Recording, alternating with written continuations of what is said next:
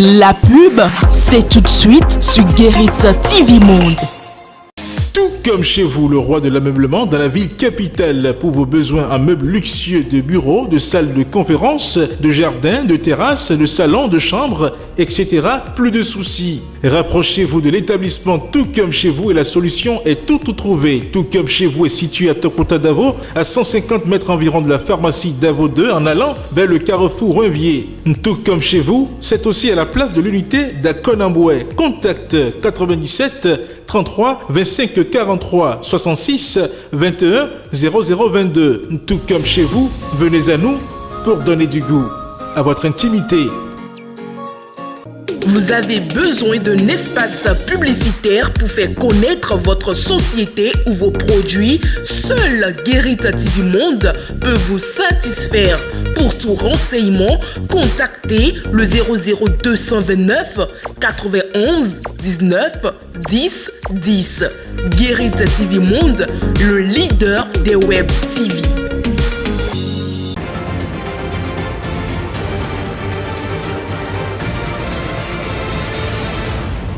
Guérit TV Monde, le leader des web TV au Bénin. Où que vous nous suivez, recevez nos chaleureuses salutations, chers téléspectateurs. Les titres de ce journal. Célébration de la fête de l'indépendance à Porto-Novo. Après le dépôt symbolique de Jeb, les autorités municipales ont bouclé les festivités de la fête autour d'un déjeuner. Détail à suivre. Première édition de la Coupe de l'Union à Porto-Novo ce 1er août 2023. Le promoteur de cette compétition a rassemblé les jeunes de la ville capitale autour du sport roi. On en parle dans un instant. Et suite au punch du 26 juin 2023, la CEDEAO a envoyé une délégation de négociation au Niger pour le dégel de la crise. Le point dans la page Inter.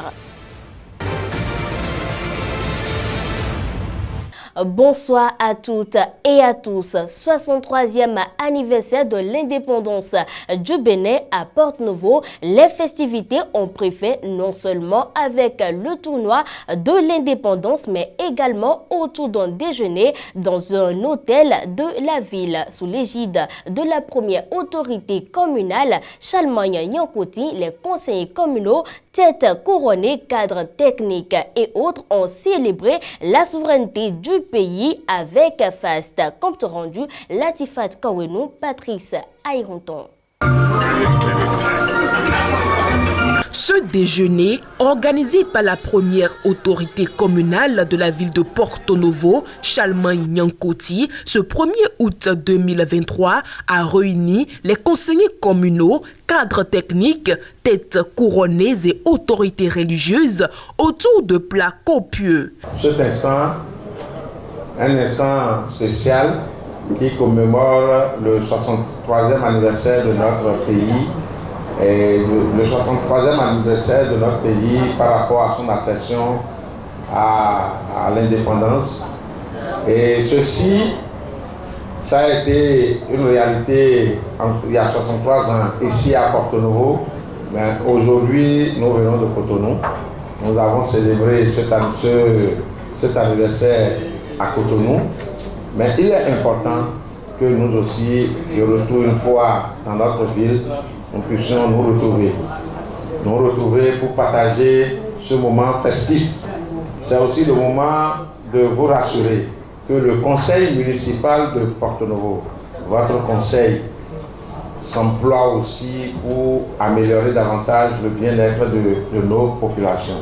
Pas mal de choses se font et nous avons toujours votre soutien. Et cette invitation aussi, quelque part, est pour nous une manière de vous honorer. Cette initiative du maire Chalmagne-Nyankoti est appréciée par plus d'un. C'est une fête spéciale que la mairie vient de marquer. Parce qu'aujourd'hui, nous n'avons pas eu la chance de faire le défilé militaire, mais quand même, c'est une innovation spéciale que la mairie a fait pour montrer que, à part les défilés, on peut quand même organiser quelque chose. Après ce festin, s'est ouvert le match de la finale de la Coupe de l'Indépendance au stade Charles de Gaulle de Porto Novo. Ce match a opposé le 1er et le 4e arrondissement de la ville capitale. Au cours de la première partie du match, le 1er arrondissement a ouvert le score en inscrivant le premier but du match.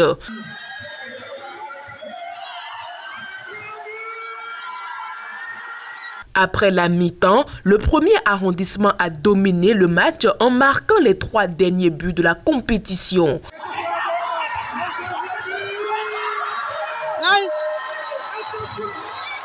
L'équipe du 1er arrondissement de la ville capitale remporte ainsi la finale du match de l'Indépendance édition 2023 avec un score final de 4-0. Je suis très content et que notre arrondissement le 1er a gagné comme d'habitude.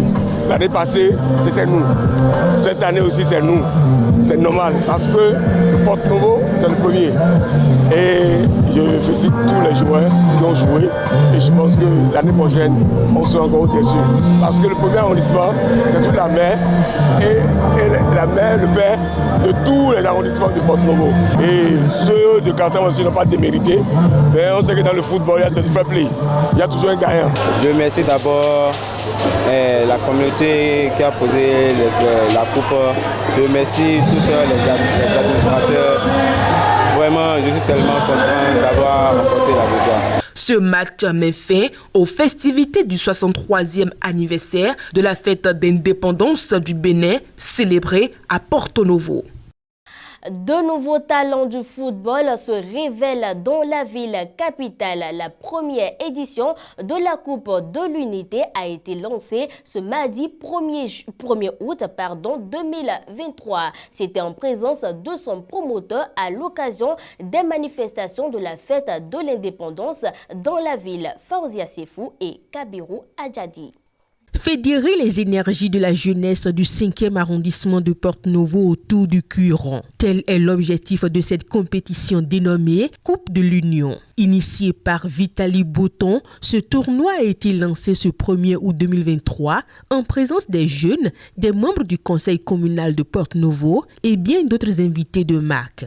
Nous avons besoin d'une mobilisation jeune pour réfléchir sur la condition donc de la jeunesse. Et donc c'est dans ce cadre que nous avons mis en place cette compétition. La Coupe de l'Union, c'est la Coupe de la jeunesse de Porto Novo. Il n'y a pas d'équipe gagnante, il n'y a pas de promoteur. Tout en saluant l'initiative du jeune et dynamique promoteur Vitali Botton, le directeur départemental des sports, Ouémé, a invité les jeunes au fair play. Première édition du tournoi de l'Union que les jeunes de Porto Novo ont voulu démarrer en ce jour spécial, soit effectivement le socle de l'union de toute la jeunesse de Porto Novo et environ. Et dans les gestes, il faut que nous puissions être tolérants pour que tout au long de la compétition, nous puissions vivre l'amour, vivre l'union et renforcer le lien qui nous caractérise. Très heureux de cette opportunité offerte à la jeunesse de la ville capitale, le maire Charlemagne Yonkoti a félicité toute l'équipe du comité d'organisation. Le sport nous permet de nous déstresser. Et donc, réunir les jeunes autour du Curon, c'est leur donner une occasion pour s'épanouir. Et je tiens vraiment à lui dire combien l'idée est noble, combien l'initiative est noble et notre soutien ne lui fera pas défaut. Le coup du vin et jonglage. Attention. Le match d'ouverture ainsi lancé a mis aux prises la formation Edscorpi FC et ABC FC.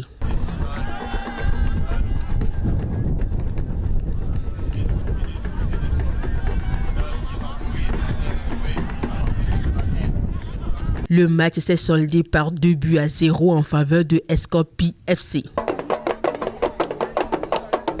La cérémonie a été également l'occasion de rendre un hommage mérité à Ibrahim Dossou, responsable de Dangbo FC, arraché brutalement à leur affection.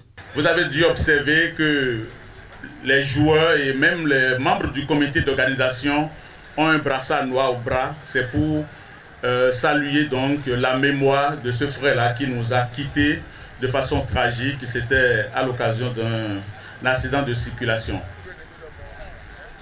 12 équipes pour 25 matchs. La jeunesse de Porto-Novo en général et celle du 5e arrondissement en particulier est plus que jamais mobilisée derrière le promoteur de ce tournoi, Vitali Boton. Ce journal se poursuit. Les nouvelles voies bitumées de la commune d'Akpro-Misrété végètent dans une insalubrité totale, et ce sous le silence pesant des autorités communales. Dans cet élément de la rédaction, les citoyens s'en désolent. Cette voie est nouvellement construite mais végète dans une insalubrité notoire. Nous sommes dans la commune d'Akpro-Misrété sur la portion de la voie bitumée qui la traverse. Des déchets plastiques, du sable et de la poussière donnent à cette voie l'allure d'une voie non bitumée et délabrée. Misrété, si c'est nettoyé là, ils ne le font pas. Misrété, moi je passe pas à Porto-Novo, partout, Cotonou, mais je n'ai jamais vu comme ça, la voie est sale comme ça. C'est ce que je suis arrivé voir. Je ne sais pas si c'est la mairie qui va s'occuper ou bien c'est les OFMAS qui va s'occuper, on ne connaît rien. Ça nous étonne. Pourquoi la voie sera comme ça? Au moins il faut entretenir la voie pour que cela ne se gâte pas vite. Si les motocyclistes passent là-dessus et ils freinent un peu comme ça glisse, il les fait tomber. Infrastructure dont la commune a bénéficié dans le cadre du bitumage en double voie de l'axe Porto-Novo-Misrété, elle ne fait visiblement l'objet d'aucun entretien par les services compétents de la mairie d'Akpro-Misrété. L'on constate aisément que le balayage de la chaussée est la béjamine des préoccupations du maire et du conseil communal d'Akpro-Misrété. Ils ne disent rien, ils ne parlent même pas de la voie. Les sables nous dérangent, les sachets à jeter là nous dérangent. Même si tout ce côté dépasse comme ça là, c'est la poussière, tout ce temps là battu. Donc ça nous dérange, ça nous rend malade. Ça nous rend malade. On ne peut pas dire que ça nous fait du bien. Mais c'est ici que moi j'ai vu ça. Les véhicules, ça donne des poussières et puis ça envahit, les poussières là envahissent les passagers et puis ceux qui sont au bord de la voie. Donc qu'ils fassent tout pour que nous soyons un peu à l'aise en ce qui concerne les poussières et la propriété de la voie. Qui s'occupe au moins de la propriété de la voie. Il a en fait que le budget de la mairie ne peut supporter les aménagements routiers de ce genre. Mais quitte à son entretien, il est inadmissible que l'on justifie l'insalubrité de cette voie par le manque de moyens. C'est tout, sauf cela. Dans la page Inter, comme je l'annonçais en titre, au lendemain d'un putsch militaire au Niger et suite aux menaces des États burkinabés et maliens interdisant toute intervention militaire dans le pays, la CEDEAO a envoyé une délégation dans le pays pour entamer les négociations. Fauzia Sefou pour plus de précisions. L'actualité à l'international est toujours marquée par la situation au Niger. Une délégation mandatée par la Communauté économique des États de l'Afrique de l'Ouest, CEDEAO, est attendue ce 2 août 2023 à Niamey dans le cadre de la crise nigérienne consécutive à un coup d'État.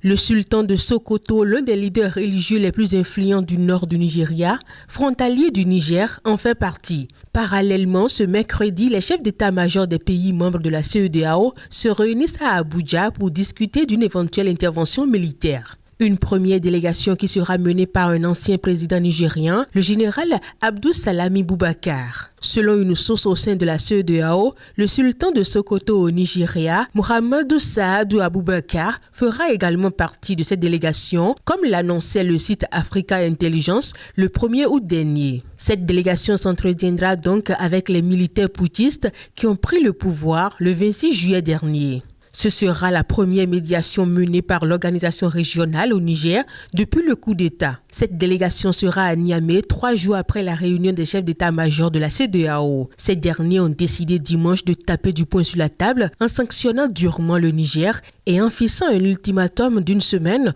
pour un retour à l'ordre constitutionnel. L'option de l'intervention militaire de la CEDEAO est plus que d'actualité. En parallèle de la mission de Niamey, les chefs d'état-major des armées des pays de la communauté doivent se réunir ce mercredi à Abuja au Nigeria pour y réfléchir et travailler. Une source très impliquée dans les discussions a confié que la décision d'intervenir militairement au Niger est prise au nom du rétablissement de la souveraineté du pays. Pour rappel, le 30 juillet dernier, Mahamat Déby Itno s'est rendu dans le pays pour tenter une première médiation. C'était là une initiative uniquement tchadienne. Le président de la transition du Tchad s'est alors entretenu avec le président Mohamed Bazoum, avec le chef de la junte, le général Abdourahmane Tiani, ainsi qu'avec l'ancien président nigérien Mahamadou Issoufou. Au Sénégal, à présent, 2 personnes sont décédées et 5 ont été gravement blessées dans un incendie d'un bus Tata qui a été attaqué par un cocktail Molotov dans un quartier en banlieue de Dakar, selon le ministre de l'Intérieur, Antoine Félix Diome. Les images partagées sur les réseaux sociaux sont impressionnantes.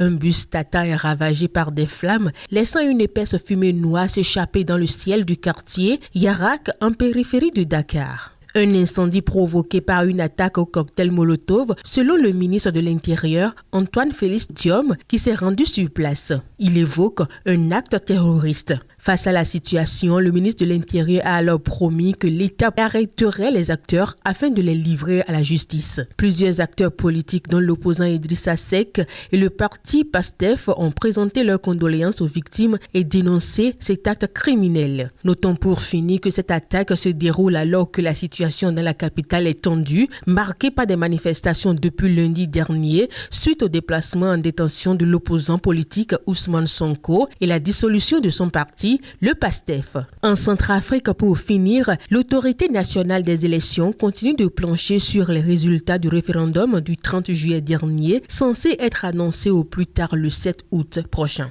Les Centrafricains se sont exprimés sur un projet de nouvelle constitution qui devrait permettre au président Faustin Archange Touadéro de briguer un 3e mandat. Mais l'opposition s'inquiète du silence international autour du processus et dénonce une forme d'abandon de la démocratie dans le pays. À partir de l'annonce du scrutin le 30 mai dernier, les diplomaties occidentales ont en effet pesé leur mot sur le sujet, alors qu'un dégel s'est opéré avec Bangui ces derniers mois sur fond de tentatives américaines de détourner la République centrafricaine de Wagner. Alors que l'opposition dénonce la perspective de la présidence à vie, le chef d'État Faustin Archange Touadéro a bénéficié du désintérêt, de la lassitude ou de la mansuétude des Occidentaux. En juin dernier, l'ambassadrice américaine à Bangui s'est par exemple contentée de demander un processus ouvert, transparent, libre et équitable. Des mots très proches de ceux employés par la France. Plusieurs diplomates estiment néanmoins que la publication de résultats non crédibles pourrait donner lieu à des condamnations.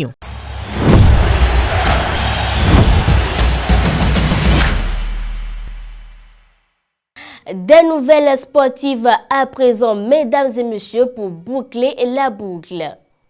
La victoire de l'équipe dames de l'Afrique du Sud à la Coupe du Monde féminine 2023 ne passe pas inaperçue dans les médias. Les joueuses de l'Afrique du Sud, surnommées les Banyana, ont réalisé un exploit historique en Coupe du Monde féminine 2023 en remportant une victoire décisive face à l'Italie. Score 3-2 ce mercredi 2 août 2023. Cette victoire leur a permis de se qualifier pour les 8e de finale du mondial féminine 2023. Un exploit pour la première fois de leur histoire. Le match a été un véritable choc, plein de suspense, et c'est grâce à un but en toute fin de match que les Sud-Africaines ont réussi à décrocher leur qualification. Dès le début du match, l'Italie a pris l'avantage en ouvrant le score sur penalty à la 11e minute grâce à Ariana Caruso. Cependant, l'Afrique du Sud a rapidement égalisé suite à un but contre son camp à la 32e minute. Les deux équipes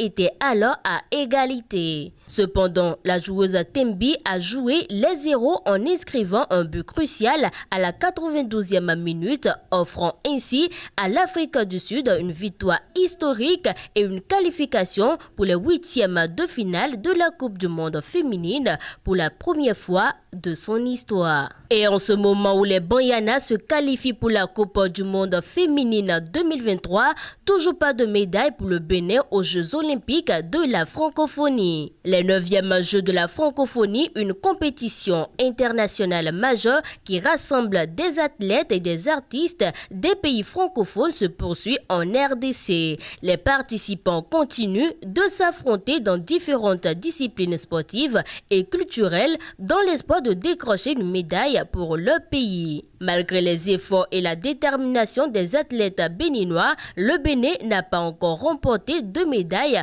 aux Jeux de la francophonie. Les compétitions se poursuivent, mais jusqu'à présent, aucune délégation béninoise n'a réussi à monter sur le podium.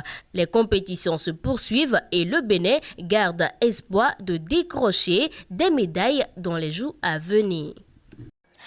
Ainsi se referme cette édition du 2 août 2023. Merci d'avoir été des nôtres. D'ici là, portez-vous bien.